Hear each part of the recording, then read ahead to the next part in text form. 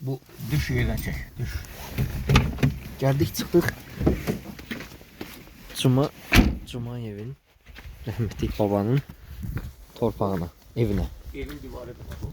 Bu evin diyor. 20 dinedir. Bir tane o kalır. O başdakı. Bu yandaki. Bu.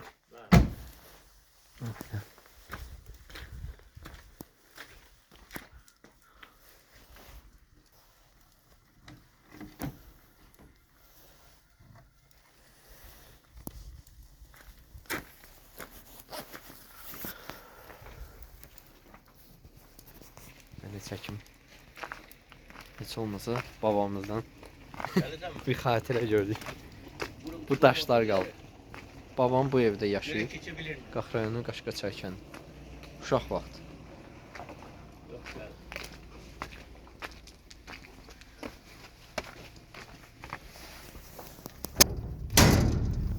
Deməli həyətə keçəndə sonra belə bir mənzərə ilə qarşılaşırıq. Amma sonra bu tövləyə keçir. Mal damına keçir. Təzədən tikillər olub. Bunlarla qonşulara baxanda çox tikili. Daşların işləmələrinə görünüşü çox qədimidir. Amma yenə də indi bu vəziyyəti belə olsa da həmişə məni düşündürürdü ki, görürsən necə bir yer, necə ustalıq və s. Görünüş, yəni daş evlərdə yaşayıblar. O daş evlərdə dediyim kimi, yəni bu hissələr. Buradan tikintisi belə olub. İki vəziyyəti belə deyək. Bu önəmli deyil.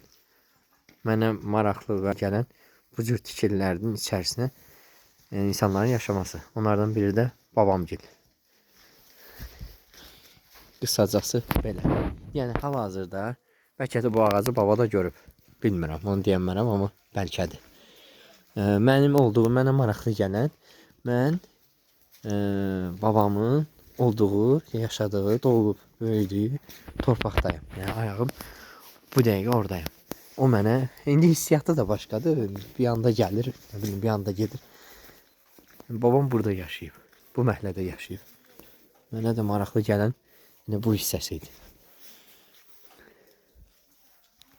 Qax rayonu Qaşqaçay kəndi.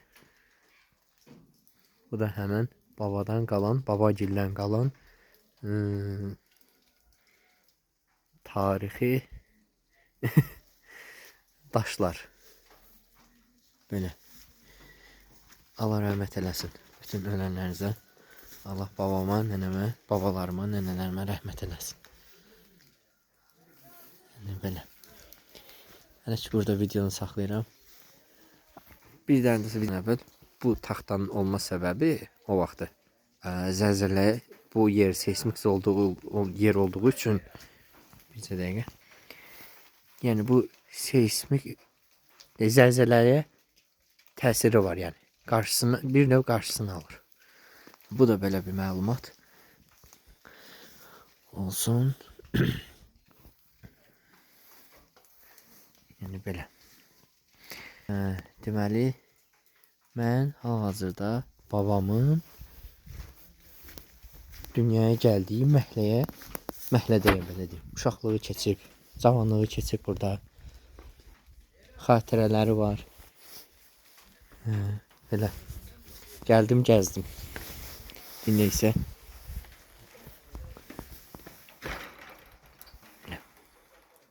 hələlik bu qədər. Sağ olun.